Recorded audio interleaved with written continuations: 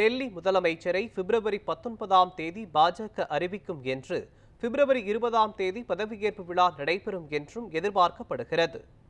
27 ஆண்டுகளுக்கு பிறகு டெல்லி பாஜக கைப்பற்றியது. பிப்ரவரி 8ஆம் தேதியை தேர்தல் முடிவுகள் வெளியானாலும் கூட டெல்லி முதலமைச்சர் யார் என்பது மர்மமாகவே உள்ளது. இந்நிலையில் பாஜக சார்பில் வெற்றி பெற்ற 48 பேரில் 15 பேர் இறுதி செய்யப்பட்டு அதிலிருந்து ஒருவரை முதலமைச்சராக தேர்ந்தெடுப்பதற்கான உயர்மட்ட ஆலோசனை நடந்து வருகிறது. இவர்களில் ஆம் ஆத்மி தலைவரும் டெல்லியின் முன்னாள் முதலமைச்சருமான அரவிந்த் கெஜ்ரிவாலை தோற்கடித்த பர்வேஷ் வர்மாவை முதலமைச்சராக முன்மொழிய ஆலோசிக்கப்படுவதாக சொல்லப்படுகிறது.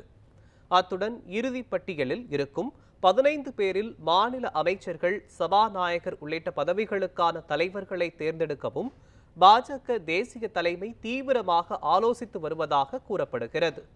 புதிய முதலமைச்சர் யார் என்பதை பாஜக நாளை மறுநாள் அறிவிக்கும் என்று 20ஆம் தேதி பதவியேற்பு விழா நடைபெறும் என்றும் அக்கட்சி வட்டார தகவல்கள் தெரிவித்துள்ளன.